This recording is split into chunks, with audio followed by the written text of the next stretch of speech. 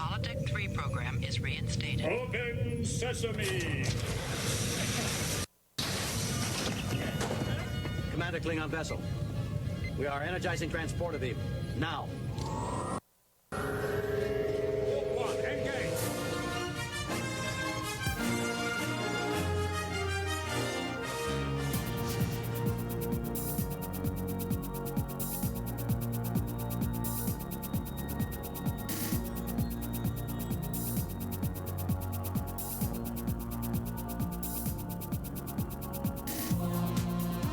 All right, hello, welcome everyone to Star Trek from the Holodeck. This is your captain speaking, Michael Flores. And in the studio and the bridge with me is David. Hello. Hello, everybody. All right, so if you're new to our shows, you can find all of our podcast versions on iTunes as well as Spotify. Just search Star Trek from the Holodeck and be sure to leave us reviews and a thumbs up. And if you're watching us on YouTube, give us a thumbs up and subscribe. It does help. Okay, David, so we are currently operating at the stress level of red. You haven't gone black. You haven't gone black yet. No, but I've heard that once you go black, you don't go back.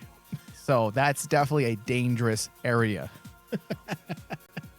So stupid. I'd like to stay black, if you know what I mean. Wink, wink. I don't even know what that means, really, but it's just a stupid joke. It doesn't even make sense.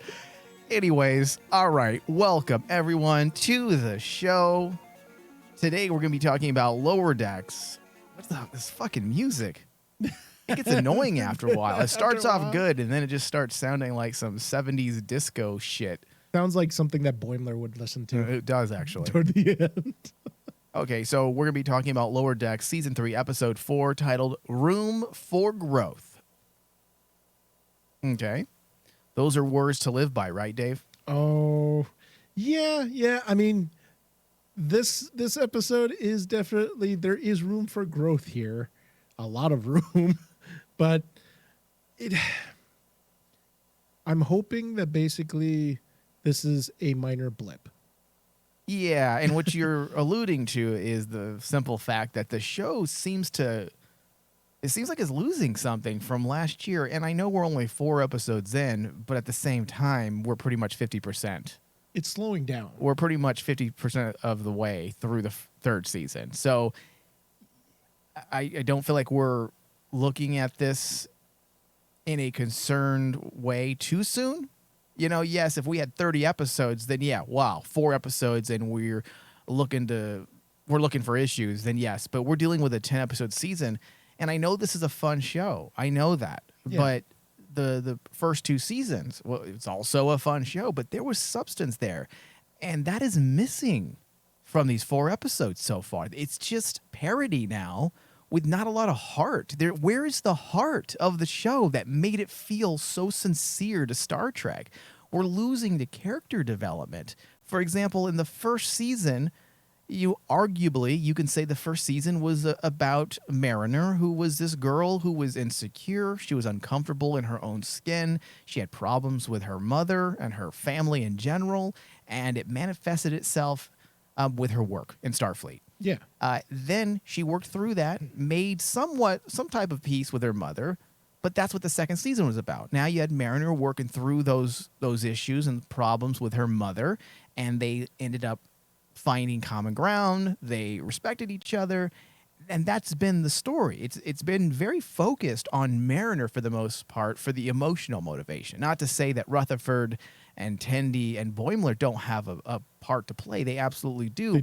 But the emotional motivation, the substance of this funny cartoon has been Mariner, and I don't quite see any of that this year. I see some areas where they could have done that, and in fact, it seemed like that's what they were setting up, because if you go back to the first episode of the season where Captain Freeman tells Mariner that she's teaming her up or pairing her up with Ransom, I thought, okay, so now they're going to continue to peel away Mariner's insecurities, her problems with how she may want to identify sexually, because we know it's been alluded to for quite some time and all but confirmed last episode that she's bisexual. Yeah. You know, she's attracted to Ransom, but she's also attracted to the ladies. The Andorian. Yeah. So I'm like, okay, so we're going to go in this direction now, and we're going to see her work through these issues and come to terms with the fact that she does like Ransom, and perhaps she learns something about herself. I'm not saying they're going to be in a relationship, but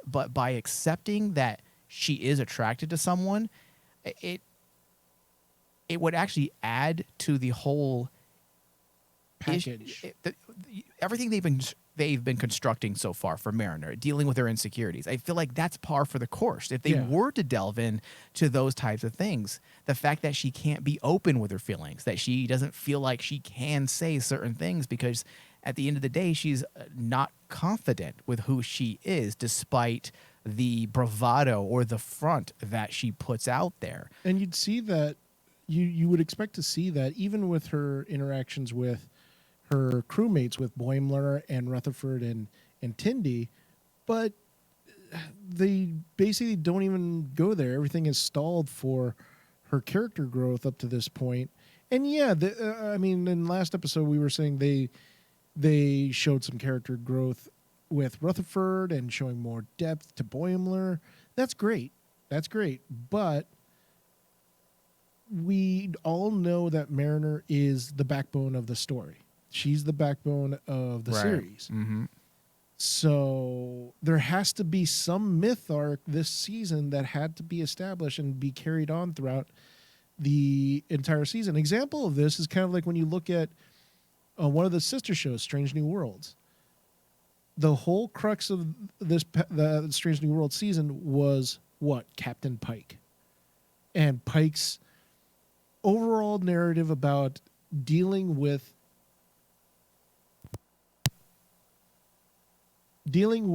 his own like notions of destiny and like how can he dodge destiny or should he embrace his destiny. In all the episodes, every single episode kind of carried on that thread.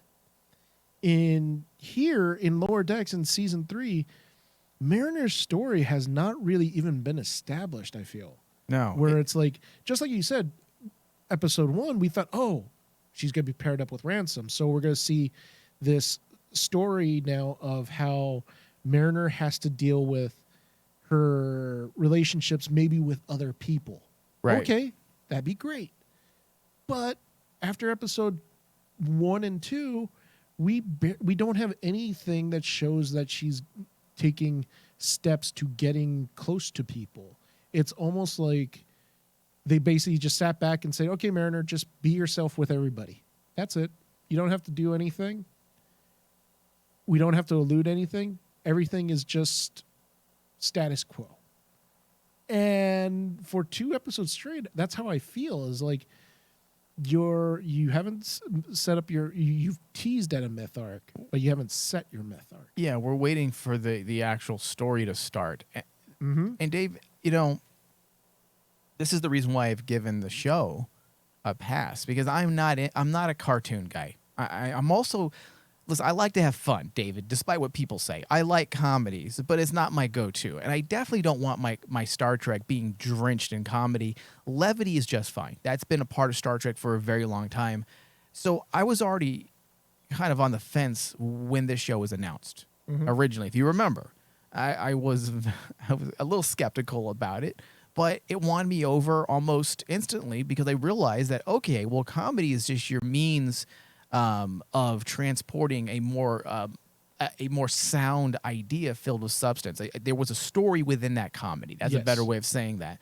That the comedy was simply a part of the narrative that helped move the story along.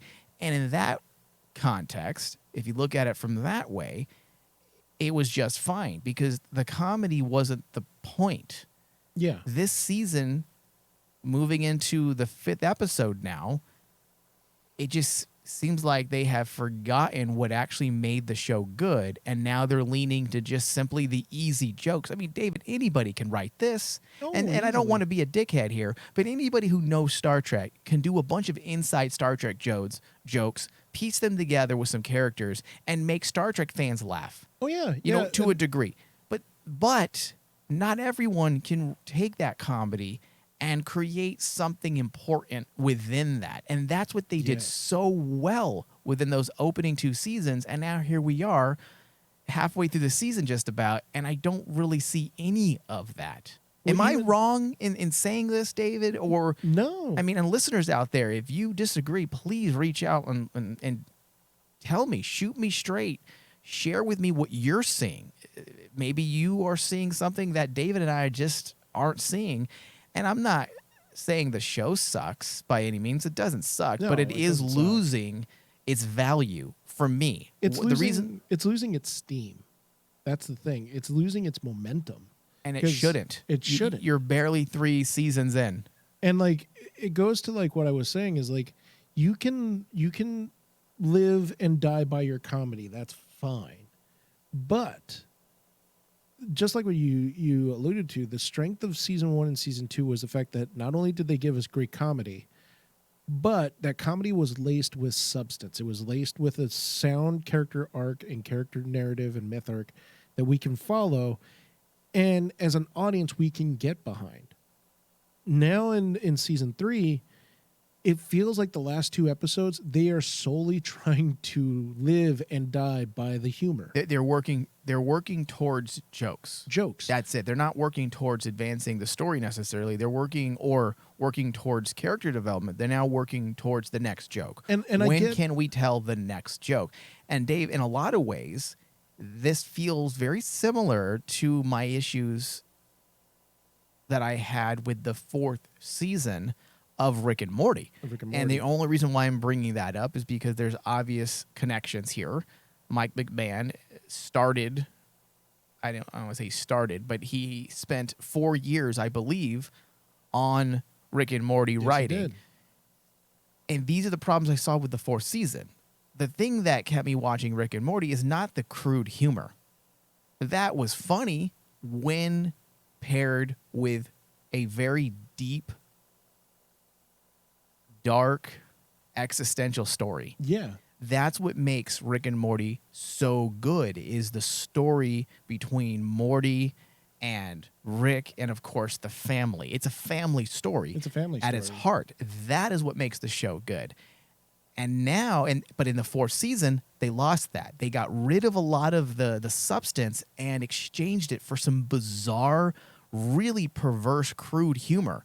And I don't mind bizarre, perverse, crude humor if it's paired with substance. Yeah. And that's what I feel is happening with this season here of Lower Decks. It's losing the substance, the reason why we care about a show, and just substituting it for joke after joke. And I understand, because there might be some listeners who are watching along with us and saying, well, they are trying to tell a story, but it's more or less kind of like a lesson of the week. You know, today's lesson was about how the captain, for stress purposes, doesn't understand her own crew, and this is how some people deal with their stress. People are, quote unquote, different. Okay. But that doesn't tie into your overall character narrative. It doesn't push anybody within the main narrative or main cast forward. Yeah. It's great to give a lesson. That's great. But if that lesson has nothing to do with your overall story, what was the point? And that's when you have bad writing when it comes to stories. Especially I see it in a lot of cartoons, because I watch cartoons all the time. Bad cartoons use lessons of the week, and it turns into, you know, the atypical PSA GI Joe, knowing is the way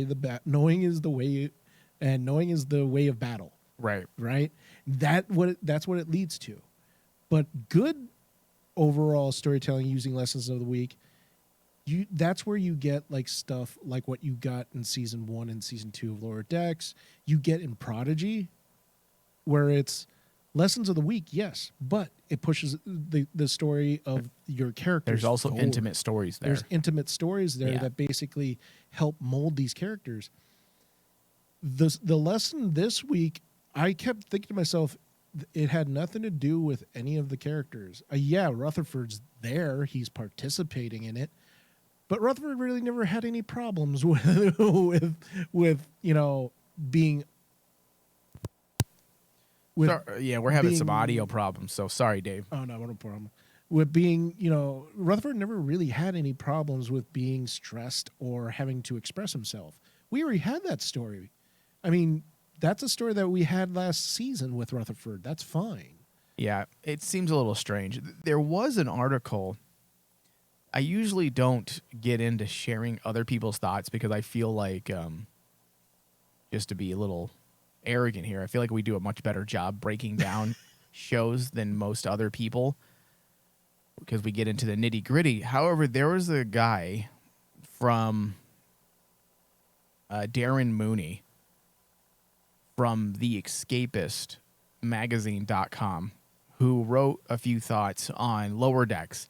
He made some points that I haven't really noticed before, but after I read what he had seen and how he explains Lower Decks, it does make sense. And I'm bringing this article up mostly as a rebuttal because usually, David, you and I are on the same wavelength with shows, and I don't want our show to become completely one-sided. So I feel like it's appropriate to share this guy's thoughts. Now, one thing he actually points to as a positive to Lower Decks, he says one of the more interesting aspects of Lower Decks is the extent to which the show approaches Star Trek as a workplace franchise, essentially a fictional universe populated by highly competent individuals who are very good at their very interesting jobs. And then he says this is hardly a novel approach. The Next Generation, the show to which Lower Decks is most obviously indebted, is perhaps best understood as a television show about a bunch of people who happen to work together on a starship. Certainly, the spirit of The Next Generation arguably lives on its purest form in Mike Schur's modern workplace sitcom like Brooklyn Nine-Nine or Parks and Recreation. It makes sense for Lower Decks to lean into this. Many of Lower Decks' best episodes work as metaphors about navigating the modern workplace. And he says the show's third episode, which is from the first season, Temporal Edict, was about the importance of buffer time, the futility of expecting staff to operate at maximum efficiency for the duration of their working time.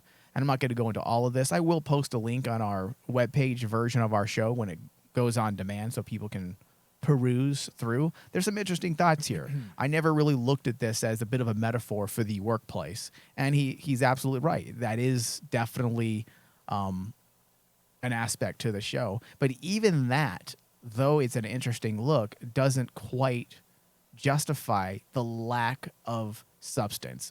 Only because we had it for the first two seasons. For the first two seasons. If this was the show from the very beginning, then I wouldn't be sitting here talking about where's the substance. I would have come to get used to that. I'd either A, have just gotten used to it, or B, not even be sitting here right now because I probably wouldn't be reviewing or discussing the show because I don't have time to discuss things that don't have substance. So that being said, David, though this is an interesting look from Escapist magazine, I don't fully feel like it justifies the lack of substance from this season or of this season. No, absolutely, because I totally understand where both of you are coming from. I mean, I understand what Mooney's saying by basically bringing up the fact that Lower Decks is essentially, the crux of Lower Decks is like looking at a show, say like The Office. You're looking at the below the line workplace, right? Okay, that's cool. But also we would like to see development in that. Yeah. We don't need it to be retreaded every season because that's what actually is a downfall for a lot of shows like that. Where you look at The Office, he brought up Brooklyn Nine-Nine and Parks and Rec. The downfall of all those shows is when they became stale and they just started regurgitating the same tied and true jokes every season. And that's why I said last week in our discussion that I would like to see Mike McMahon and his writers not rely so much on true parody and Easter eggs and references and always bringing something in from a previous Star Trek. I would love to see them continue to do what they were doing from seasons 1 and 2 when it comes to substance and story and make their jokes but build out your own ideas fully rather than always episode after episode relying on what came before. Yes. Because that does get old. We want to see what else you can do. All right, so briefly, David, we're already 20 minutes into the episode. Let's get into some of the ins and outs of this week's discussion. The synopsis: Mariner, Boimler, Tendi clash with their arch rivals, Delta Shift. The Cerritos engineers go on mandatory relaxation leave. Directed by Jason Zurich and written by John Cochran. This episode leaned into several Star Trek story tropes while also borrowing various familiar plot points from previous episodes of Star Trek. And I'm talking about the shore leave scenario. We have seen that so many times in Star Trek. The writer of the episode positions the USS Cerritos crew in a situation where they are essentially ordered to relax, and they rendezvous with a Federation starship, the Dove, which was a ship that served as a health spa, offering numerous amenities for relaxation. Yeah. Now, speaking of Rick and Morty, this is almost the plot of Rick and Morty, the Rick and Morty episode where Rick sends Beth and Jerry to, Yes. I think it's Nuptia 4. Nuptia 4. For a 2-day couples counseling intensive in the episode. I think it was titled Big Trouble in Little Sanchez. Yes. And in that episode, it was a really smart episode. And it was about marriage and problems in marriage and how people view each other. And how many times the way we view each other isn't really the accurate depiction. It's very one-sided, from our specific perspective. And there were little bits of that in this, with the whole shore leave thing and having people come, face to face with their own, work ethic, ethics. their inability to let go. But then at the end, you realize that this is what the engineers like. This is their relaxation. So they flipped it on us just a bit. But overall, not only was it borrowing from those classic Star Trek storylines where we see those shore leave episodes, but also they're borrowing some moments from a strong episode of Rick and Morty as well. Oh yeah. I mean, I saw that also right away is the connection to that, because that's one of my favorite episodes of Rick and Morty. It's a good episode because of how poignant at the very end it all comes to. It's such a powerful episode. But here you see the similar tropes, but the problem that I feel is they're trying to establish this quote unquote relationship between Freeman and the engineers. And throughout the entire thing, I'm going, are they trying to say that Freeman doesn't listen to her crew, that she isn't the best captain in the world because no one listens to her, or she doesn't listen to them? I'm not quite sure. I'm not sure because they never really went there. They didn't. They tiptoed around it. Yeah, it would have been more interesting, in my opinion, if they would have gone the direction that Rick and Morty went, and the where problem, they actually make it say something. Have it say something. Have this spa, this shore leave, say something about those characters specifically, other than the obvious, which is they're engineers and that's their love. That's what they find relaxation, or that's what they find relaxing, I should say.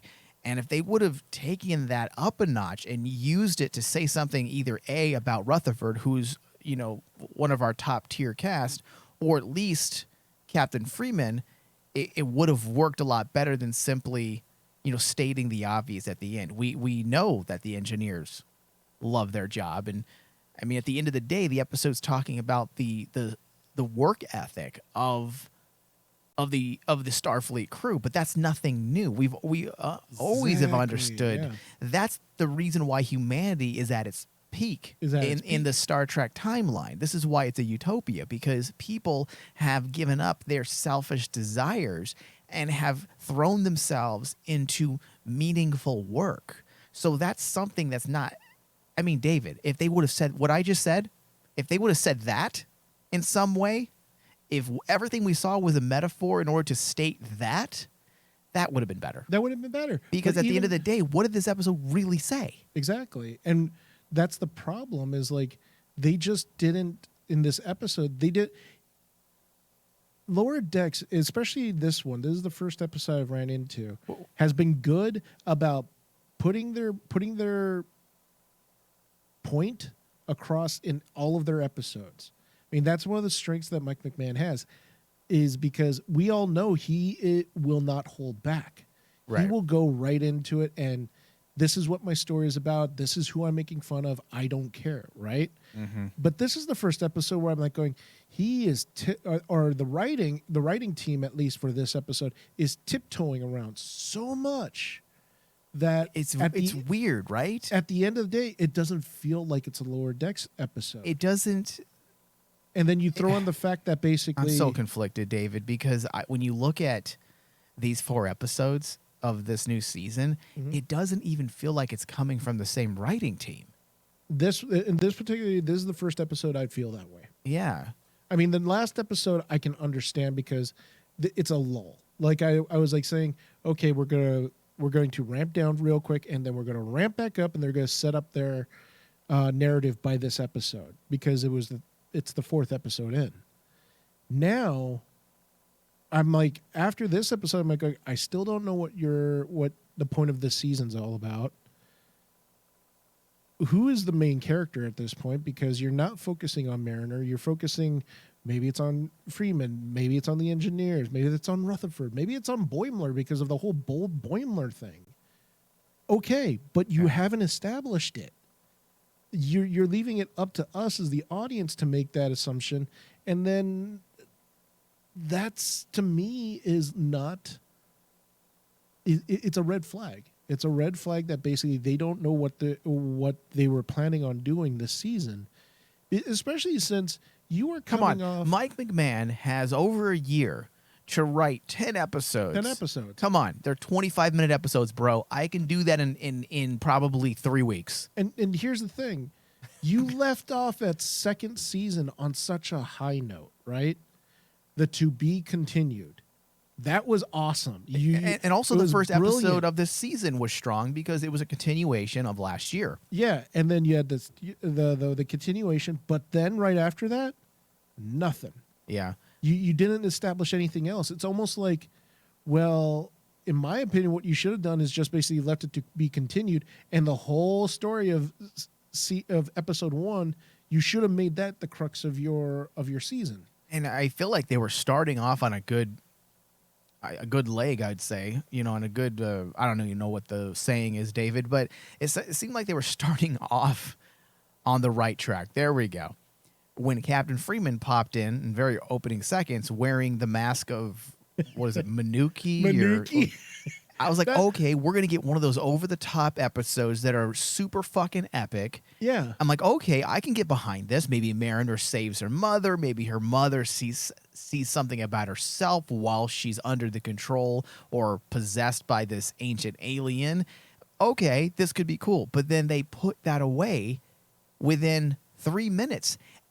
It seems like a lot of this season is teasing us, and then they put it away. Yeah. Just like the Packlet stuff. I feel like the Packlet stuff could have gone on a little bit longer. Oh yeah, easily. And especially like in this episode, I thought we were going to have a season where the Lower Decks crew was going to have to be in charge of the Cerritos, and they were escaping Federation entanglement in order to save their mother. I was like, or Mariner's mother. I thought that's the direction they were going to go, because that would be a very personal story.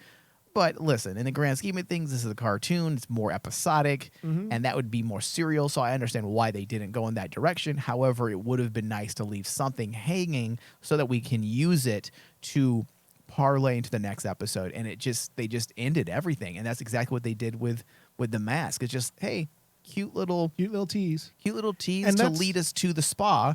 And that's the one thing that basically also, this episode was just a lot of teasing. You tease the mask in the very beginning. You tease, obviously, the whole Dove thing with when the engineers come out and actually come up with this new machine that could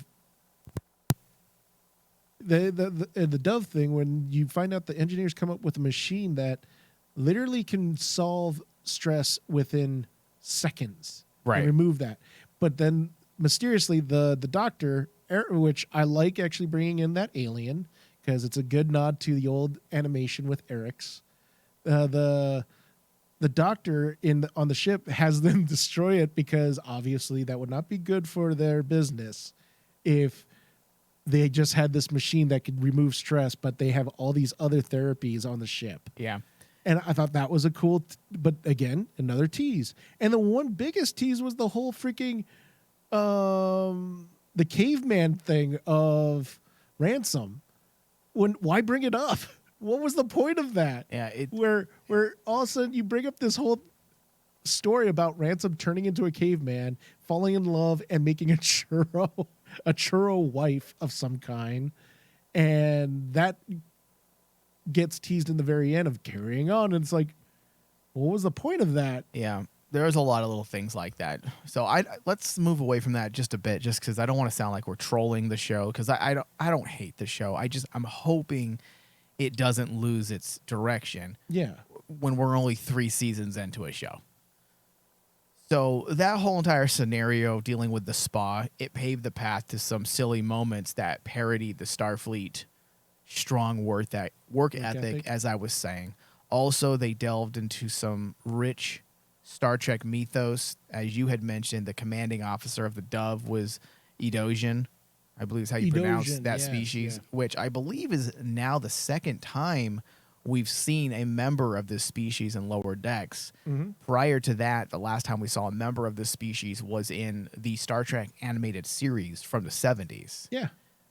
Which I'm glad. The Edosians are a very interesting alien species, and I am dying for a live-action depiction. Eventually, we have to get a live-action someday. Oh, everyone wants to see like them make a Eric's could easily The be in Eric's Strange New appearance. Worlds. Oh, easily. It would be awesome too, because like honestly, Strange New Worlds is the show that can bring him in. Yeah.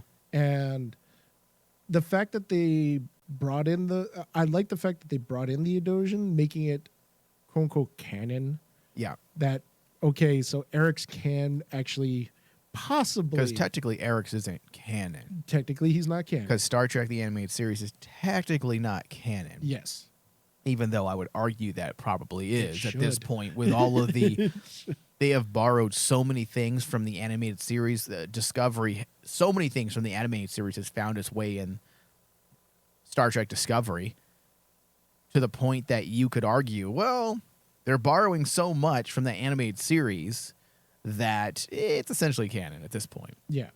So Taz, which is the name of the Edosian, then gives them a tour, the Cerritos engineers and Captain Freeman, of the available facilities, which include a playpen of puppies, mud baths with mud from Teller Prime, and wrecking rooms. Now, the Teller Prime aspect is interesting because it's a planet that was also... Oh, what's the details here? It's eluding me. Teller Prime was the inhabited prime planet of 61 Psi Gini system. Yeah. It was the homeworld of the Tellarites and a warp-capable humanoid species. We all know who the Tellarites are. Yes. And it was actually depicted in Star Trek Picard, maps and legends from the first season of Picard. And also relative to Teller Prime is the planetoid Babel. Teller was located on the far side of the Andorian Empire, and that was actually alluded to in the Enterprise episode Babel 1. Babel 1.